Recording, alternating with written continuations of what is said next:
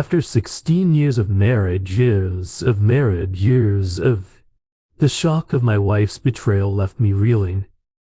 I uncovered her secret affair, and now I am sharing the raw, heart-wrenching truth of our downfall.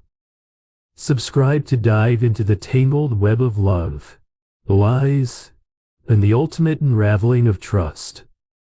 My wife moans out her affair partner's name when we in the act.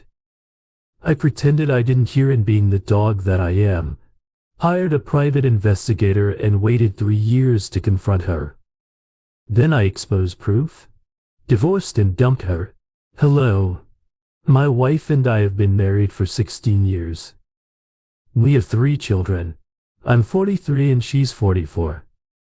When we were dating and even engaged, I was plagued by the feeling that I was making a giant mistake. We did really seem like each other's type. I'm lazy. She's efficient. I'm a talker. She's a doer. I'm sentimental but selfish. She, on the other hand, doesn't have a sentimental bone in her body but is a tremendous giver.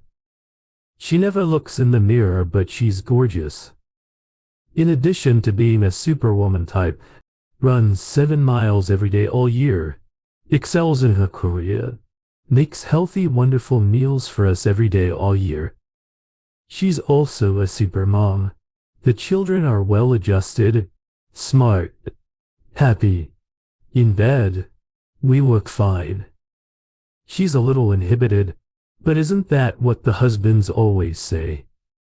I have loved her for being such a giving, selfless person. She has also been fun, loving, and easy to please. I love her parents and my parents love her. Yet on a personal level, as in being able to really connect mentally, it has never been strong between us. She reads so many books but never really wants to talk about them. I know this sounds lame of me, and I understand if you stop reading. We see a movie and she's content to say a few remarks like it was funny or she liked it, and then she moves on. I could talk about a movie good, bad, boring, fun, scary, doesn't matter all night. I'm not saying these are character flaws, just illustrations on how we were different. But different doesn't mean a marriage is doomed. A marriage can thrive on differences. I have often felt ours did. That reason also, she has an admittedly tendency to diffuse situations by saying what will pacify someone instead of the harder truth. These instances have almost always been minor things though. Like me asking one time where a little painting went that our daughter didn't prick, and she's saying she didn't know. A minute later I found it in the trash and got really mad. Not because it was in the trash, but because she wouldn't admit, yes, I threw it out. The kitchen's messy. There are a few more examples I could give you like that, and only a few.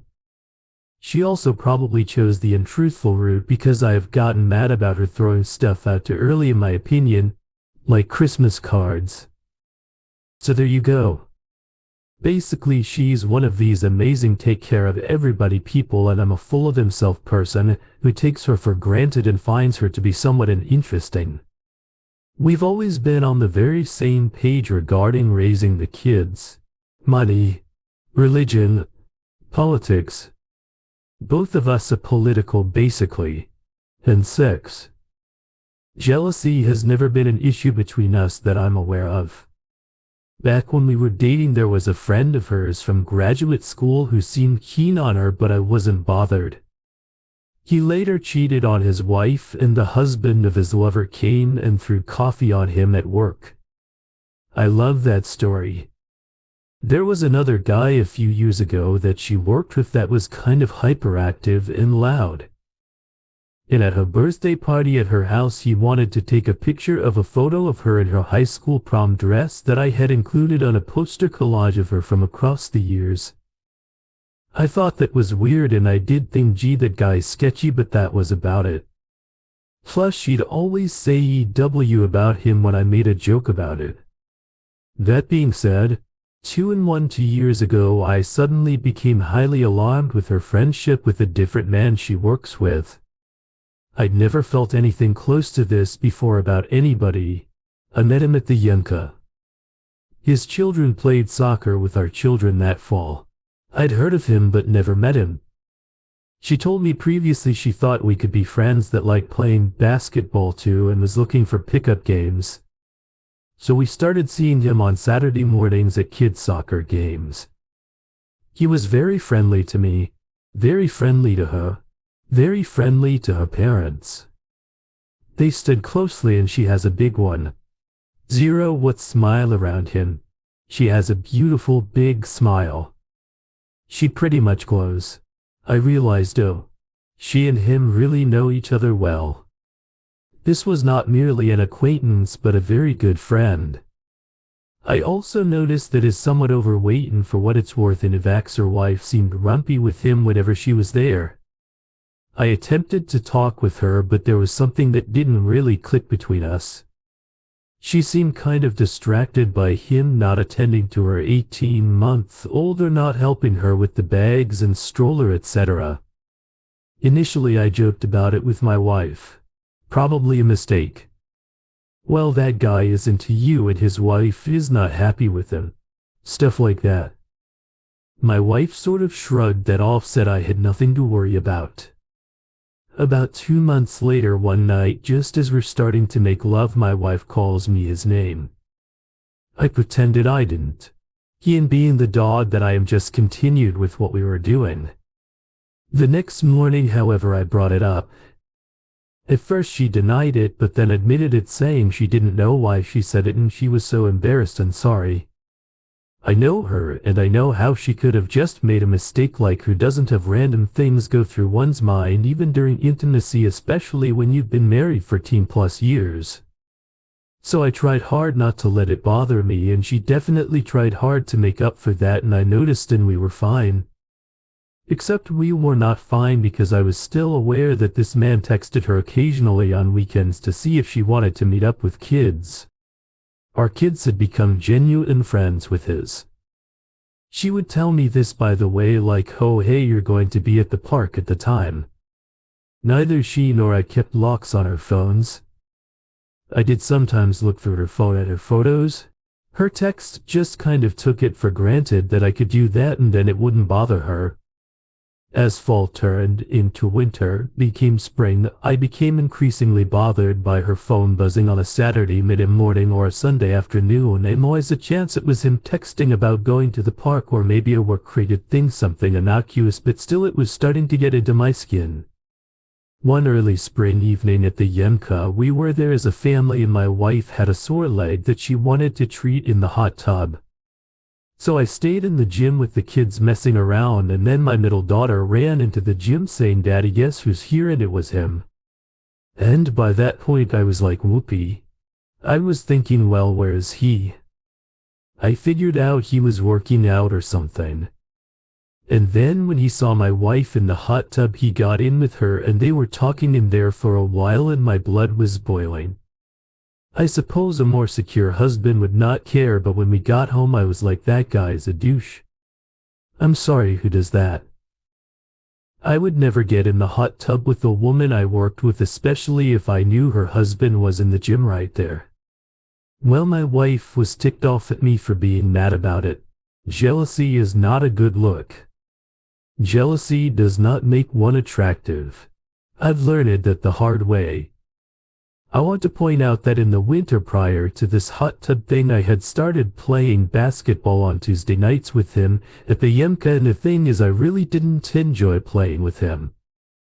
I liked his selflessness and he an old school back to the basket game I respected. I also felt like he was not as good as me and made sure to beat him the one time we played 1-on-1. When it ended, he mentioned that he was feeling a little under the weather, which he'd already told me.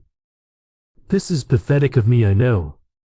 So I was trying to be friends with him and let it be understood that this guy was always really very nice to me. Well, summer was fine. We had a nice road trip to Colorado. We all had a fun adventure. My wife wanted to make clubs several times during those 8 days, which I didn't expect. It was a really nice vacation. On the second to last day of the road trip, I experienced a stomachache that basically hasn't gone away after a year and a half. I've had it checked out. It's nothing. It's aging. It's anxiety. I don't know. At the end of the summer, my uneasiness about him and her began to rapidly escalate. We had an argument over the phone one day over why her phone was turned off at a time when I wouldn't expect it to be off. I was trying to call her, but it went straight to voicemail. She claimed it because it was broken, but then admitted it was because she was mad at me about blowing her off earlier that day, which was true. I did. Then one day I was looking at her online phone bill and I decided suddenly to look at her data usage for her phone. I'd never done that before, as it had never occurred to me, and I wish I'd never ever done it. Then it was the first of many things I started snooping into. Every time I looked, my conscience and God said don't, but I did anyway. So I looked at her data usage and felt like Shelley Duvall in The Shining. I saw that she and him texted all the time, going back months, even a year. I saw that they texted every day of spring break for about 25 minutes in the morning when we were visiting my parents. I say spring break because I'm a teacher and she's an administrator for the same school district. I saw that a few times earlier that summer she and he had talked on the phone for an hour a Saturday or Sunday afternoon when she went for a walk in addition to running. She loves going for walks and hikes. I was freaked out. I probably should have taken some literal and figurative breaths and asked, okay, does this really mean anything bad happened? Or at least said to myself, okay, what's the best way to react to this if you want to protect your marriage? But instead I just flipped out big time that night. Actually, we had a date and my sister had our kids at her place to throw a sleepover, but I ruined that date halfway through by suddenly saying, what's up with this? I know you two are friends, but you have a boyfriend is what you have. I went full ogre on her. I mean, I wasn't throwing things, but I was an ogre. She said yes, they text a lot at work because he didn't have a desk phone and they do work together closely on many things, which I know is true. Plus, I know her personality and she's not a waste-time texture no matter how much she might like somebody. But I couldn't get over the spring break taxi on the Saturday-Sunday walk and talk stuff. She said, he's my friend. I don't have many close friends here, true. Can I have a friend? That expression touched me, I have to say, but I kept going and digging and snooping. I wasn't sleeping well. She in the meantime was trying desperately to keep me happy. We were still making love, although I was very unable to really get into it, which I think in turn bothered her. I looked at her iPad, which she kept in the car. It had recent location set to on. This was not something I anticipated. I looked and scrolled and saw something anomalous. A place she'd been to once a week in later summer just a few weeks prior for about 30 minutes each time, right in the middle of the workday. It was pretty much on the edge of our city, a residential neighborhood by hiking trail and golf course. I shot in the dark. I googled the street name along with the guy's last name. I have come to learn that this is called pain-seeking behavior. It popped up, not making this up, his parents have a condo right there. They don't live there usually, but it belongs to them. In other words, it's often empty.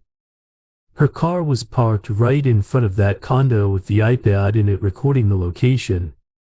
Yeah, so I'm like, yep, it's an affair. There's no other explanation. I call her then and there at work. I say what I found. She asked me to tell her again where it was showing, and I told her. She paused and then said brightly, oh, that's where I walk sometimes.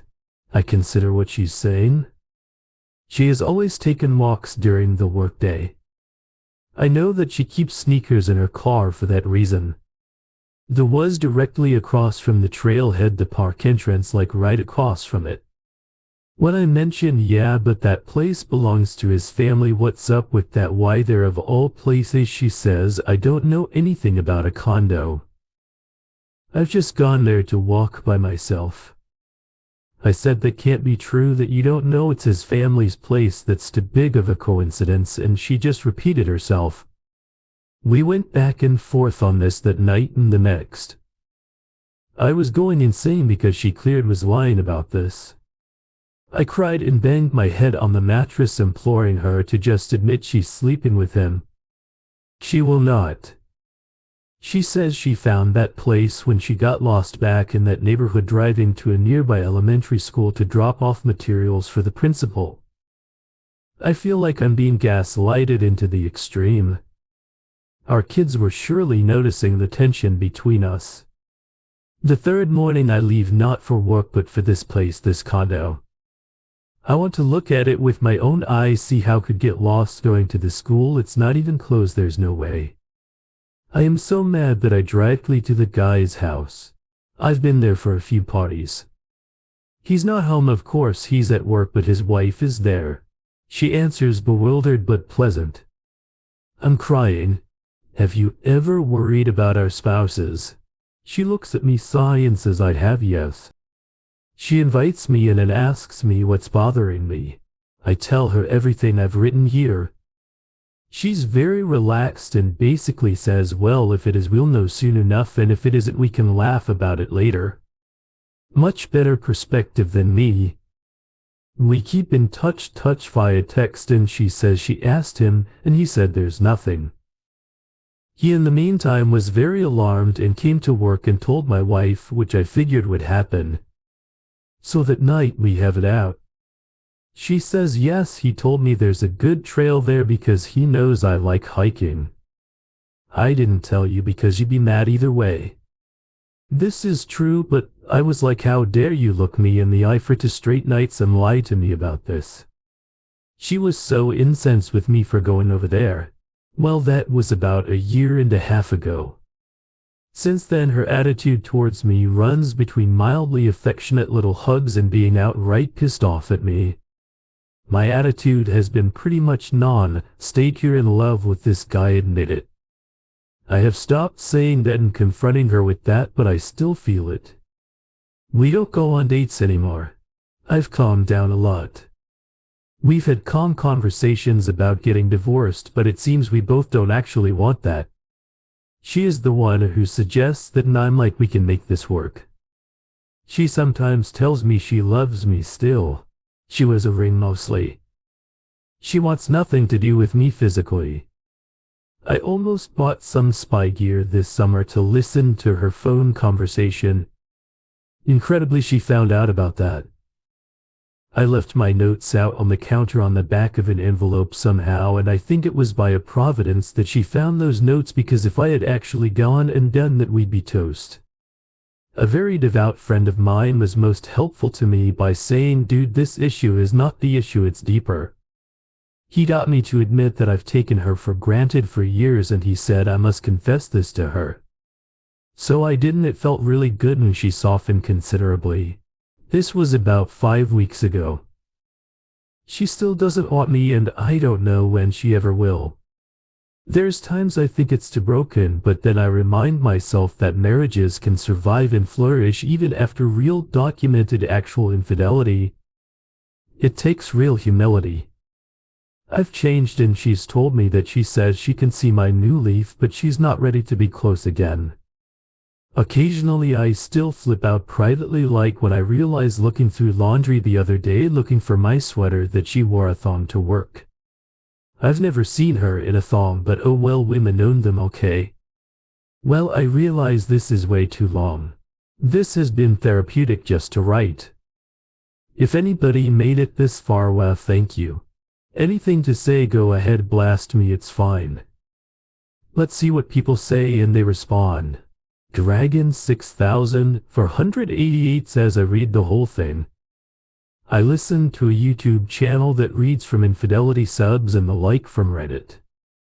Your story is the lead up to having caught her. You didn't. If she is cheating, you tipped her hand. You should have investigated before she knew you suspected. Some people find things when a spouse leaves a Facebook open on another device, or they see text messages live on another device. Some higher apply follow her. Some look at her phone while she's in the shower or something. You need to find out silently, go from there. My 2 cents. If she is not, that also will be good to know for sure, and then you guys need to fix what is broken. Update the Mary douche. You see them everywhere. The me red DHES at work that you know are playing patty cake with each other. The ones who stand up with elbow close eye sparkling.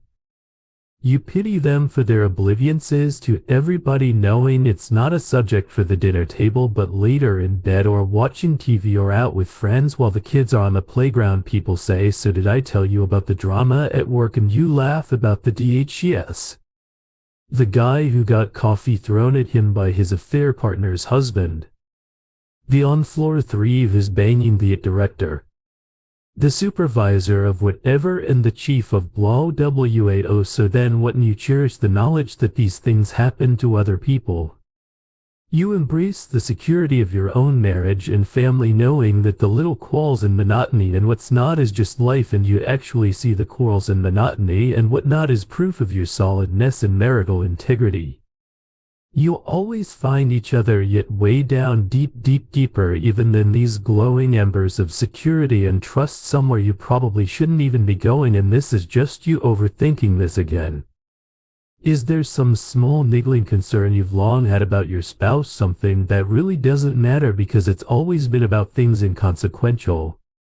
Does every so often, like every once in a great while, like it's really only happened a handful of times in the marriage?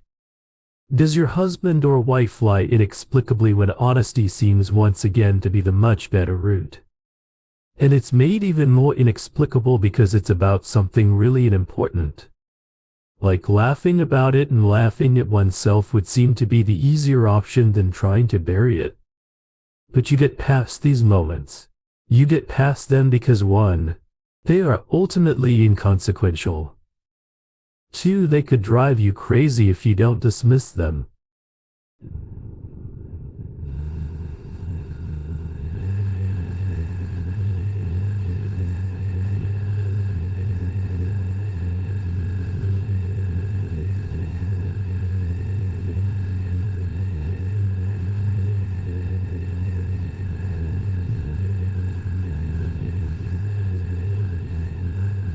Who exactly are you to hold someone to an impossible standard? Are you not just loaded with your own lazy, canny first superior BS? What's a white lie to your bloviating, self-absorbed way of going through life? Okay, I didn't intend to go second person on this whole thing. Just tried to wrap my mind around how we got here. My wife and I are in our mid-40s. We've been married 17 years. We have 3 children. And after 2 years of thinking about it, I hired a pilot last week for last Friday, one of the most nerve-wracking days of my life. Please, nothing go wrong. Fargo stay. Please let it not be true. Although how can it not be? And if it is an affair, please let today be the day it's discovered, and not that she's using her afternoon off from work buying kid food, but tomorrow at the hotel on the interstate. People I know have said, why don't you just walk away? A therapist who my wife encouraged me to see when I first started getting really agitated about this whole deal a few years ago basically just said, just walk away. You don't need to find out. My buddy got slowly faded out by his wife during the same stretch of time, 2018 to now, and he was not consumed by the need to know what she was up to. Lots of Reddit say the same thing. My answer is messy and full of conflicting motivations. The 3 kids. I'm not crazy, am I? Maybe she'll snap out of it. Now don't start, you all say. And I get it. And just overall, this not knowing is a nightmare, and I need it to end. One thing that's always kept me doubting my suspicions has been the question of when. When exactly is she doing this? She herself has asked me that. Like so. When is it that I would be having this alleged affair, citing how busy she is with everything? God, if I end up with someone else, please may they not be somebody who recites laundry style their Saturday morning accomplishments. Hey, I changed the sheets, fed the cats, but the guests in the car got groceries, went to the bank, pawned my boyfriend, took the kids to the park. Did you finish reading the what? Well, the answer to Win is apparently her time off afternoons on Fridays every month or so, going back at least a year and a half. Some days when the kids and I have been out of town camping, I learned this through snooping. Judge me. I understand. I'm just not sure what I should have done. You feel you're being lied to. Your spouse is telling you that the 2 equals 5. You'd like to believe that, yet your experience with the world tells you that it is not 5. So you look at the phone data log. You see a crap ton of contact there, way more than you even thought there'd be. You check out her email while she's in the shower. You see tons of deleted messages about, hey, how's your morning?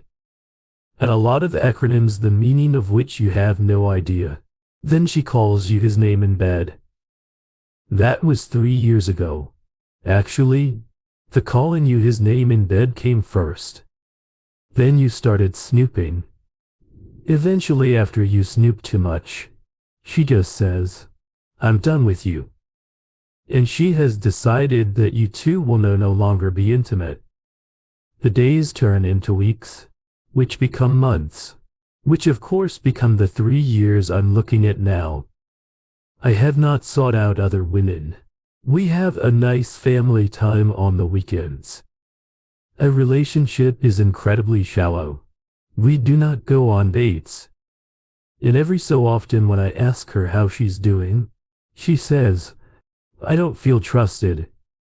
Still, I managed to make it by reading a lot, working out like crazy, and having fun with the kids. So yes, finally I said, I've got to call a pie. I knew she was taking off work 12 to 5 p.m. last Friday. The pie people were extremely helpful and professional. And they asked you a lot of questions first to see why you want this done and what you plan to do with the information they find. Then the day comes and you're nervous as hell. But the next thing you know, the day is over and you get home from your adventure with the kids and your wife is home from her day at work and she's cheerful and happy. And to a casual observer it looks like an intact family. Then you get a voice email message from the pie firm coordinator saying, Hello. Just calling here to say that your suspicions are confirmed. We will talk to you on Monday. So it's the longest weekend of your life and you're just barely able to keep it together.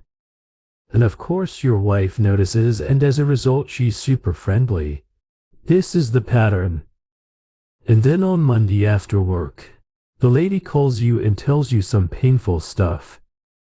They leave work into cars, drive to another location, get in his car, then drive to a state park wildlife rescue where they have a picnic and kiss and hug on the blanket. Lovey-dovey on the blanket is how the lady put it. And then they head to a cabin where they spend some time together. Apparently they've checked in many times at this place, signing in under an alias each time. How the pie figured this out I don't know yet. Then they leave and then she comes home at the end of the day. They're going to send the full report tomorrow Wednesday with their by hour and timelines and photos. We've got some very good photos of PDA. I'm not looking forward to seeing these. This lady was intentionally vague about some things in her overview today, and I believe the reason they stretch it out is to gauge how you're reacting and to see if you're somebody they need to alert the police about. Or that's my guess as to why she gives a kind of generic overview a few days before the full report comes in. Anyway, so tonight Monday after work after I talked to this lady from my car, I was pretty pissed when I got home. I kept it together until everybody went to bed and my wife came downstairs to go for her evening walk. And I said, "Hey," and then not yelling, not even really looking at her, just told her that I know. I know now. I'm sure it's not fun to live with a husband who knows about your affair as a monitoring ogre about it. But it is so not fun to live with someone having an affair for years and lying about it and blaming me for being erratic. She got wide-eyed and said there is no affair. There never has been. And I just said, "Stop. Please stop. I want to respect you in the years to come. Please stop." She tried a few more times to protest, to say there's nothing going on. But the thing about when you know the one certainty is you just don't put up with it.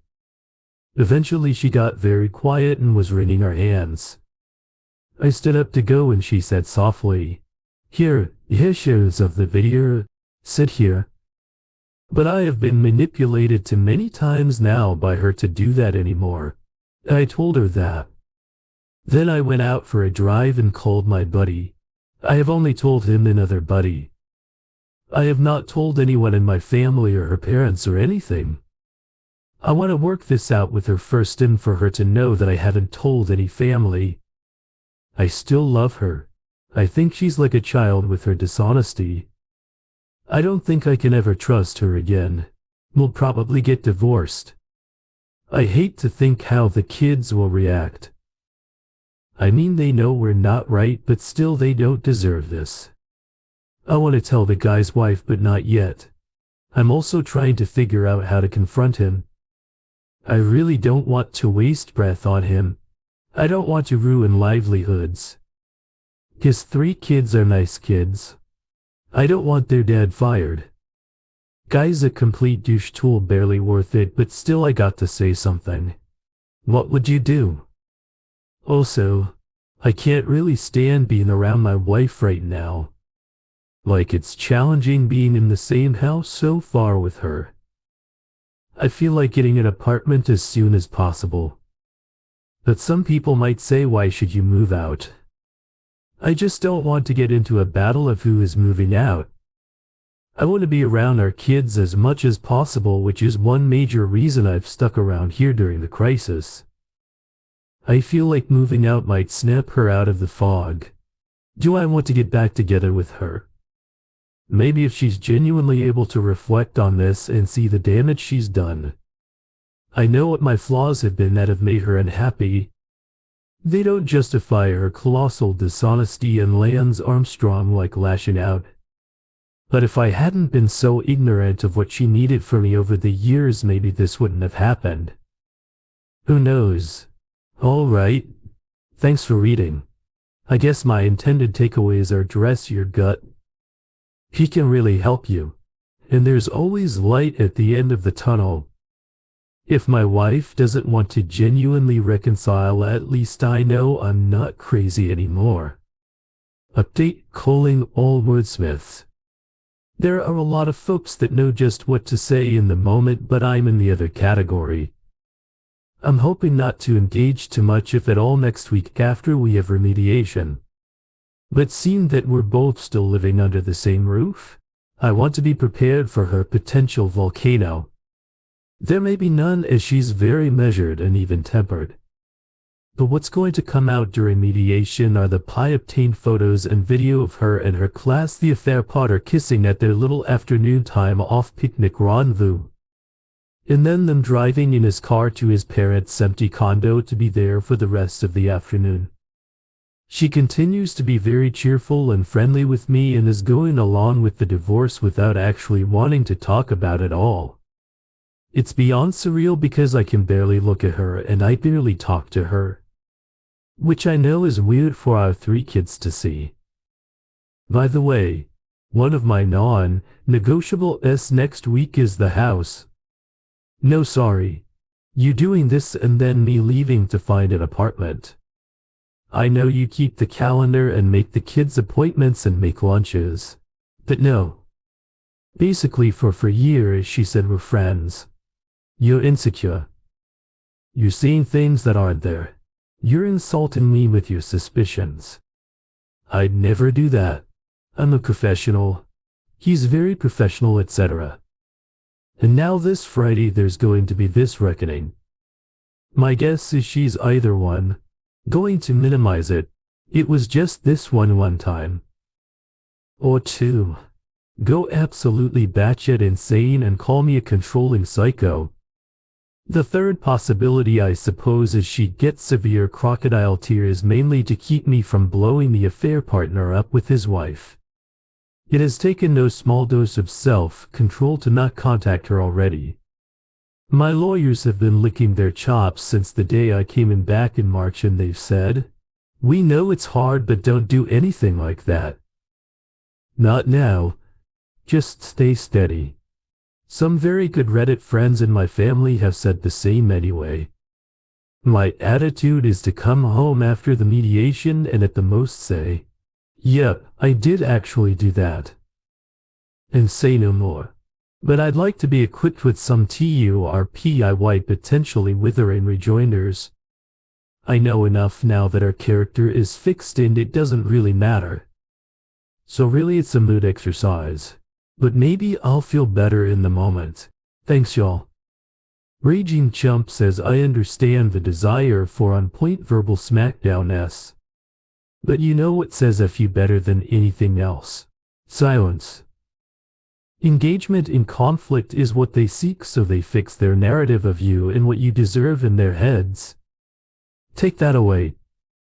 I know it doesn't seem like it, but refusing to engage, refusing to play the game is power. And it sounds like you're about to upender. We just grew apart. I am not a piece of crap narrative immediately. While not all cheaters are clinical narcissists, cheating is a narcissist act.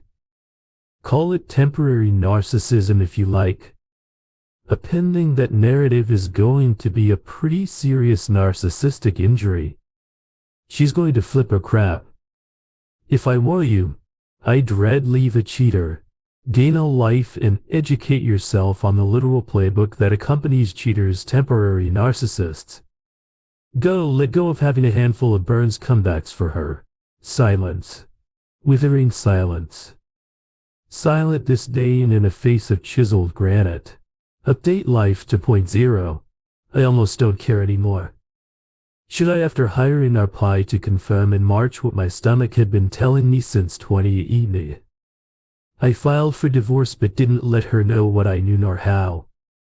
It was one of the hardest stretches of my very easy life, living under the same roof from then until mid-T, when our decree was finalized and I was off her loan and moved into my own place.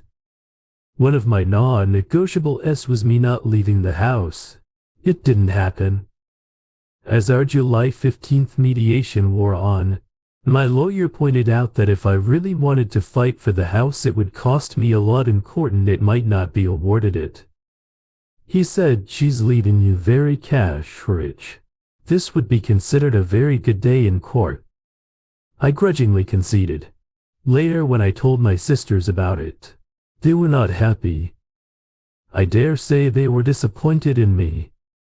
The night that I came home from mediation, I went on to Zillow and found a place nearby. It was a 2-story condo, 3-bedroom, 3-bath.